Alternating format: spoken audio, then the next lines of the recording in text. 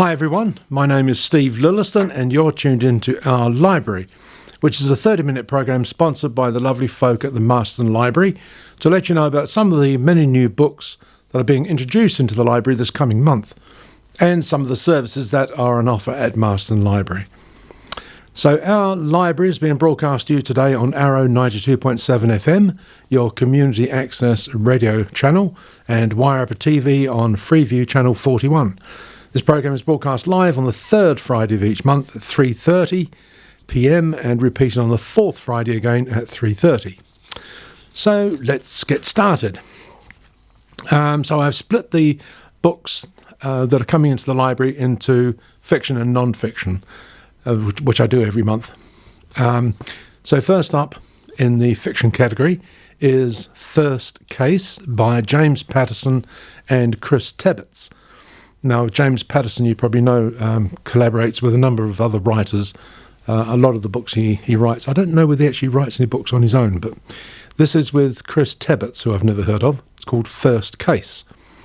So Angela's graduate school days at MIT came to an abrupt end when she uses her hacking skills on another student's computer. Yet her mentor, Eve Abidjan, arranges a new beginning for her as an intern in FBI's Boston field office. Her new supervisor, Assistant Special Agent in Charge William Keats, one of only 2 agents in the Northeast to make his rank before the age of 30, sees in Angela a fellow prodigy. But Angela's skills come with a natural curiosity, which is also a dangerous liability. So that's a new book by James Patterson and Chris Tebbets called First Case, very modern, involving the FBI and computers and hacking and all that good stuff. So that could be a good read. Next up is All Fall Down by M.J. Aldrich. I don't know this particular writer, but the synopsis: you have 1 hour to live. Those are the only words on the phone call. Then they hang up. Surely a prank, a mistake, a wrong number. Anything but the chilling truth that someone is watching, waiting, working to take your life in 1 hour. But why? The job of finding out falls to D.I. Helen Grace, a woman with a track record in hunting killers. So a bit of a thriller killer deal by M.J. Aldrich. All Fall Down. Third up is The Arbor Girls, and this sort of interested me as it has a history bent to it. The Arbor Girls, this is by J.D. Murphy. The Arbor Girls are a force to be reckoned with. Maeve Fossard, a nurse during the bombings of Bristol in World War I, wants to escape the pain and suffering around her. A trip to a pub and a chance meeting with a stranger named Colin changes her life. The shadow world of spies and politics become a reality through 2 world wars, the Cold War and into the 60s. From England to Australia, she encounters ultimate highs and soul-sapping lows. So that sounded interesting from the point of view that it's a historical England, Australia, back in the Second World War and moving forward, spies and so on. So that's The Arbor Girls by J.D. Murphy. So if you've just tuned in and wonder what on earth's going on here, my name is Steve Lillyston and you're listening to Our Library, which is a 30-minute program sponsored by the lovely people at Masterton Library to let you know about some of the many new books being introduced into the library this coming month. And when I say many, there must be, well, I know there's hundreds at least, in every sort of genre you could possibly think of.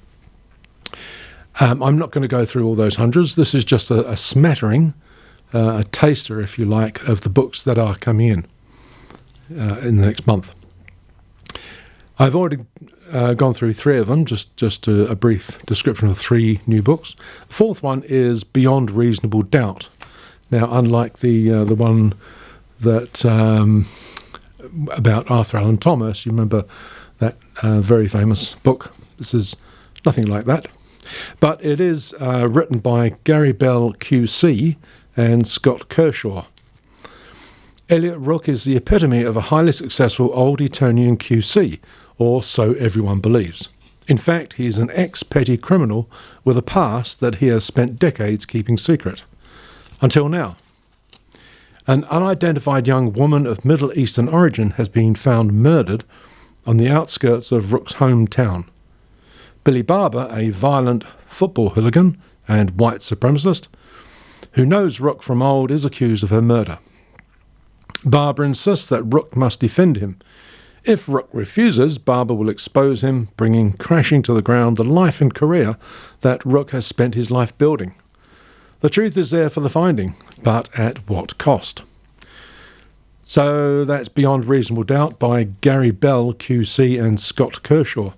So I'd imagine it's using Gary Bell. I haven't read the synopsis from that point of view, but I would imagine it uses the knowledge that Gary Bell, QC, brings to it to make it very lifelike and extremely interesting, I would think.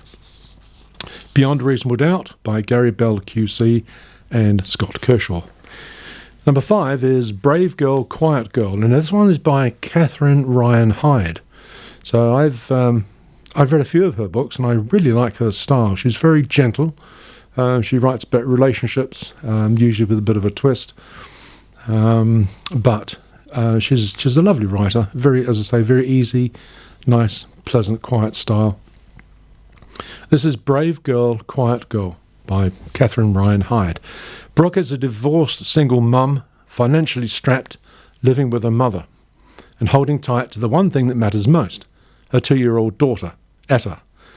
Brooke's life is shattered when she's carjacked. Helpless and terrified, all Brooke can do is watch as Etta, still strapped in her seat, disappears into the Los Angeles night. Miles away, Etta is found by Molly, a homeless teen who is all too used to darkness. Out of one terrible moment, Brooks and Molly's desperate paths converge, and an unlikely friendship across generations and circumstances is formed. So that's Brave Girl, Quiet Girl by Catherine Ryan Hyde, and personally I will add that to my list. I love her writing. Next up is The Cleaner by Mark Dawson. I don't know this one. I don't know Mark Dawson as a writer. But this is The Cleaner by Mark Dawson. A career of state-sanctioned murder has taken its toll. Milton is troubled by nightmares, a long line of ghosts who torment his dreams. He resolves to make his next job his last, and then perhaps he can start to make amends for everything that he's done. Sharon Warriner is a single mother in the East End of London, suicidal with fear that she's lost her young son to a life in the gangs. After Milton saves her life, he promises to help, but the gang and the charismatic rapper who leads it is not about to cooperate with him. As London burns through summer riots, Milton finds himself in unfamiliar territory, dealing with an unfamiliar foe. And when his employer sends another agent after him, the odds against him are stacked even higher. So that's a bit of a thriller set in London, the East End of London. The Cleaner by Mark Dawson. So that's hopefully a nice range of the fiction coming into the library next month. So if you've just tuned in, my name is Steve Lillyston, and you're listening to Our Library, a 30-minute program sponsored by the lovely folk at the Masterton Library to let you know about some of the many books being introduced into the library this coming month and some of the services that are on offer at Masterton Library. So I just covered some of the fiction that's coming into the library. Now, just picked up a few of the non-fiction books that you might find interesting, worth a read. First up is Galileo and the Science Deniers. This is by Mario Livio. This is a fresh interpretation of the life of Galileo, one of history's greatest and most fascinating scientists, that sheds new light on his discoveries and how he was challenged by science deniers.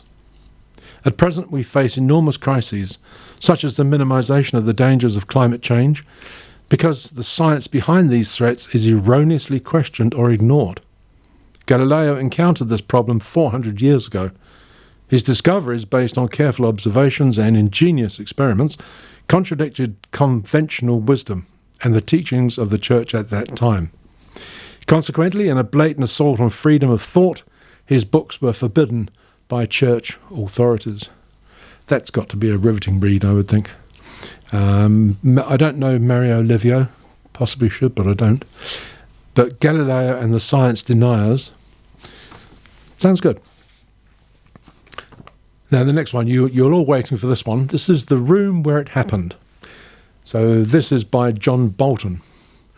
You remember John Bolton served as the National Security Advisor to President Donald Trump for 519 days. He with the absolutely horrible moustache, Mr. Magoo type moustache. A seasoned public servant who has previously worked for Presidents Reagan, Bush, number 41, and Bush, number 43, Bolton brought to the administration 30 years of experience in international issues and a reputation for tough, blunt talk. In his memoir, he offers a substantive and factual account of his time in the room where it happened. So if you're interested in American politics, and I think everybody should be, especially now with the elections coming up and what's happening, that could be an interesting book for you to read. The Room Where It Happened by John Bolton. Next up is This Farming Life, a complete turnabout now, nothing like anything else. This is This Farming Life by Tim Saunders. Farmer Tim Saunders manages to incorporate some writing into his days, and here he describes his life through the seasons: summer, shearing, slaughter, crop harvest, conservation, autumn, floods, trading stock, drenching, dagging, winter, maize harvest, lambing, and spring, docking, pet sheep, weaning. It's a tough life, and through his powerful, poignant writing, Tim tells of his connection to the land, why he loves farming, how he's also conflicted by it, and what it is that keeps him tethered to that place. Now, I don't know whether that's a Kiwi farmer, an English farmer. I'm not really sure what it is, but but being a rural community, I thought that might be interesting for folk. And if it is from a different country, that would be interesting maybe to see the differences between the different countries. I don't know. But anyway, that sounded like a good read for the rural community. Next one up is the French Riviera, a complete turnabout now, nothing about American politics or farming. This is the French Riviera by Ted Jones. A sparkling and entertaining journey along France's Riviera. Illumination, the lives and works of the great literary figures who found inspiration there. So if you're interested in travel, the French Riviera by Ted Jones could be just the book for you. So as I say, that's a smattering of the books that are being introduced into the Masterton Library this month. There are hundreds, possibly thousands, but that's just a broad overview of some of them that have come into the library. I'd like to share with you some of the books that I've been reading, also got out of the Masterton Library. First up is Douglas Kennedy's Isabelle in the Afternoon. And again, Douglas Kennedy is one of my favourite authors. I've read most of his work. Isabelle in the Afternoon. It's a love story, not my usual genre, but there again, it's Douglas Kennedy. And this one was very, very good. He just writes so well and always has a good yarn to tell.